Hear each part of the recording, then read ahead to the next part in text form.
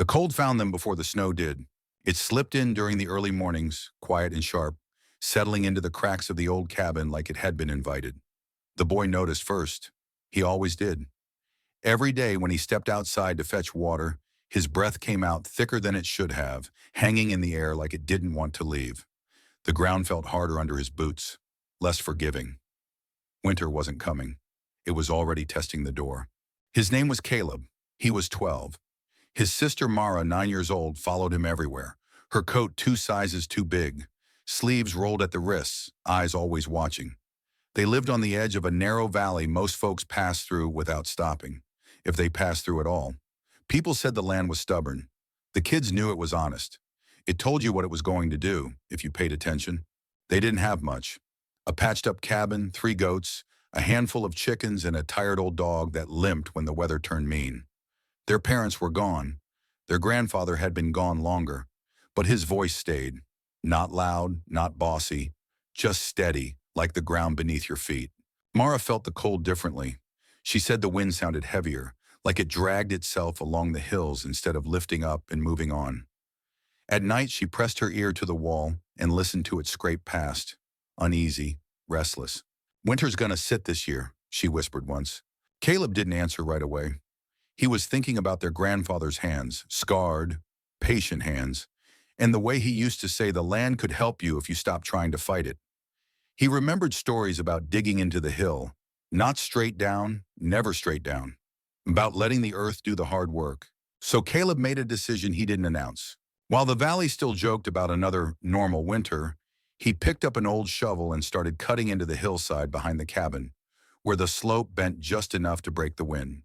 The dirt was cold and stubborn. His palms blistered. Mara hauled stones, smaller ones, then bigger ones when she got mad at him for saying she couldn't. The dog stayed uphill, watching everything with tired, knowing eyes. Neighbors slowed when they passed. Some laughed. Some shook their heads. 2 kids digging into frozen earth looked like desperation, not planning. Caleb didn't look up. He kept digging, steady and deliberate, while the cold crept closer, quiet, patient, and very sure of itself. By the second week, the hill no longer looked untouched. The cut Caleb had made was still rough, still ugly in places, but it had shape now, purpose. He didn't dig fast. He dug right. Their grandfather's words echoed in his head every time the shovel bit into the earth. Let the land hold itself. So he angled the walls, shaved the ceiling back slowly, tested the dirt with his knuckles before trusting it. Mara learned the rhythm quicker than Caleb expected. She didn't complain. She stacked stones along the back wall the way their grandfather used to. Flat sides in, gaps staggered, nothing lined up too clean. "If it looks perfect, it'll fail," he'd always said. She remembered that, remembered more than she let on.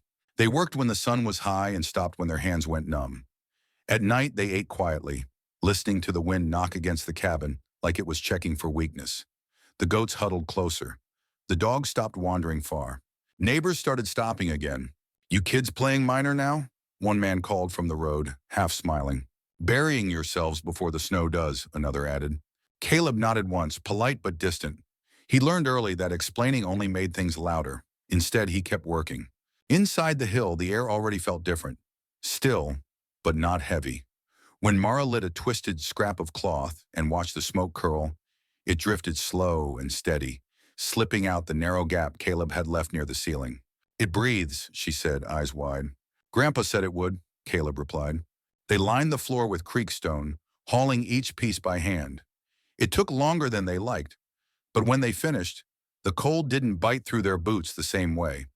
The dog stepped inside once, sniffed, then lay down without being told. That settled something in Caleb's chest.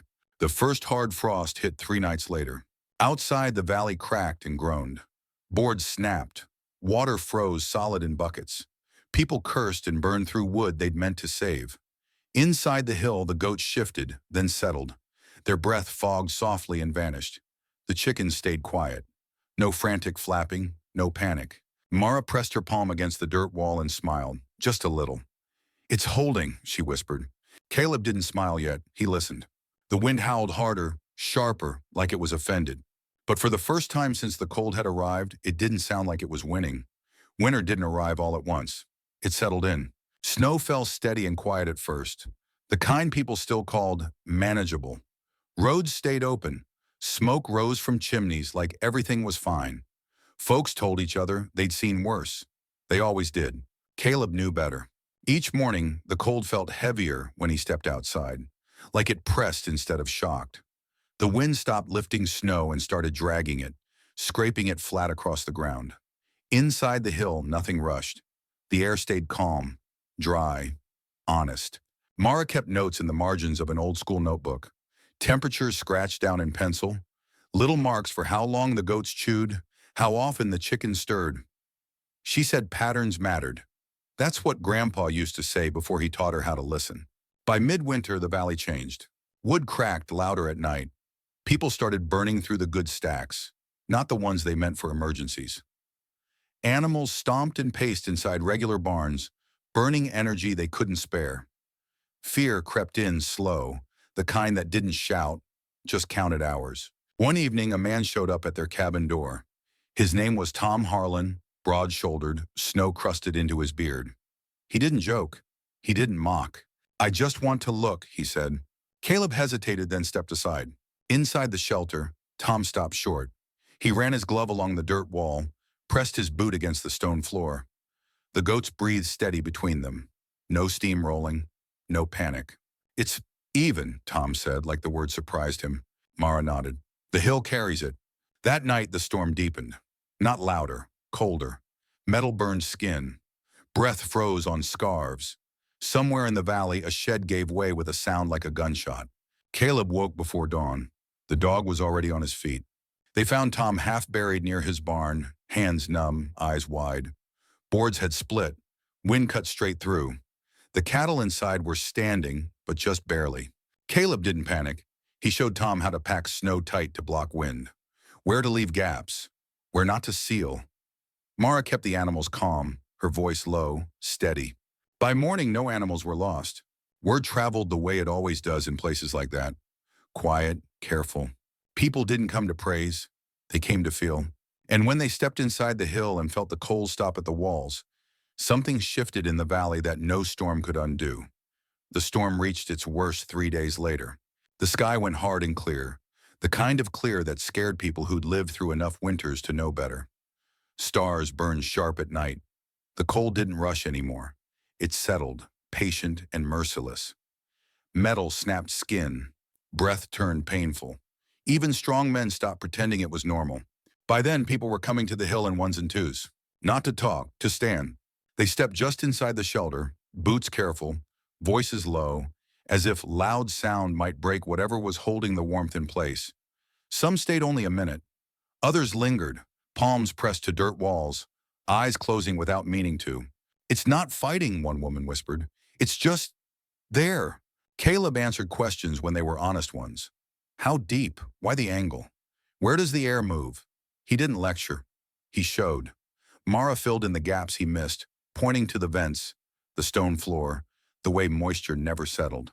Together, they sounded older than they were. Not because they knew everything, but because they knew why. That night, the wind came in waves, snow rattled against buried walls. Somewhere in the valley, wood failed. A roof sagged under weight it wasn't built to carry. Tom Harlan came back after dark, this time with his daughter wrapped tight against him. He didn't waste words. "I need help," he said. "Not advice, help." They worked through the night. Frozen ground fought every shovel stroke. But Caleb showed him where to start small, where the hill bent just enough to help instead of resist. Mara kept count, time, depth, angle, quiet and focused. The dog moved between them like a shadow, never in the way, always watching. By dawn, Tom had the beginning of something better than panic. It wasn't finished, it wouldn't save everything, but it would save enough. As the storm dragged on, the valley changed again. People stopped laughing entirely. They stopped arguing. They showed up with tools, with tired hands, with fear they didn't bother hiding anymore. Caleb insisted on patience, on choosing ground carefully. One rush shelter collapsed before it was finished. No one hurt, just the earth reclaiming a bad cut. After that, no one rushed. Inside the hill, the animals stayed calm.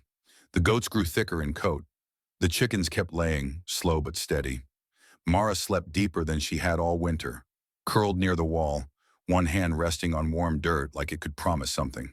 Outside, winter still ruled, but it no longer ruled alone. Something else had taken root beneath the snow, quiet, stubborn, and impossible to ignore. The storm ended without announcing itself. Caleb noticed first, the same way he always did. He stepped outside before dawn and felt it. The cold was still there, sharp and biting, but it wasn't pressing forward anymore. The wind had loosened its grip. It moved again instead of scraping the land flat. The sky had depth, not just glare. Mara came out beside him, rubbing sleep from her eyes. She breathed once, slow and careful. "It's not getting worse," she said. That was how you knew. People emerged slowly across the valley, like they didn't quite trust the day. Smoke rose straighter from chimneys. Boots crunched instead of dragging. No one cheered. Survival didn't feel like something to celebrate. It felt like something to respect. Caleb checked the shelter first, always first. The goats shifted easily, coats thick and healthy. The chickens rustled, alert and steady. The dirt walls held their quiet warmth, patient as ever. The hill hadn't flinched. It had done exactly what it promised. By afternoon, folks were walking the valley. Not everywhere, not carelessly. Everyone knew where lost lived. They moved gently around those places. Tom Harlan showed up late, shoulders slumped with exhaustion, eyes clear for the first time in weeks. "I kept 9 alive," he said, "out of 15. Caleb nodded. No pride, no apology, just understanding. The counting started after that. Not animals, decisions. Who'd burned too much wood, who'd trusted thin walls, who'd listened, and who hadn't. 3 days later, they gathered at the general store, boots lined up by the door, breath fogging the air. No speeches, no anger. Tom spoke because someone had to. "We did what we've always done," he said, "and this winter showed us what that's worth." Eyes drifted to Caleb, then to Mara. 2 kids, dirt under their nails, quiet as the land they'd trusted. Aaron Pike stepped forward, voice rough. "If they hadn't come when my barn failed, I'd be burying animals instead of feeding them." The question came soft, but it landed heavy. "Will you help us build?" Caleb looked at his sister. Mara nodded once. "Yes," Caleb said, "if you're willing to work." The valley didn't clap, it moved. Spring came slow, careful, like it was testing the ground. Hillsides changed. New cuts appeared. Deliberate, angled, respectful. Earth-backed shelters rose, not perfect, not pretty, but honest. Inside them, animals stood calm. Water stayed liquid longer. People slept better. Years later, kids would grow up thinking the valley had always been built this way. That warmth came from planning, not panic. That shelter meant cooperation, not defiance. They wouldn't remember Caleb's name, or Mara's, but they'd remember how to survive. And now I'll ask you, if you were there, would you have laughed at those kids digging into frozen earth? Would you have trusted old knowledge over familiar habits? When the cold comes early again, would you listen? If this story moved you, if it made you think about resilience, humility, and quiet strength, subscribe to the channel so you don't miss the next one. More stories like this are coming, and sometimes the lessons we need most arrive the quietest.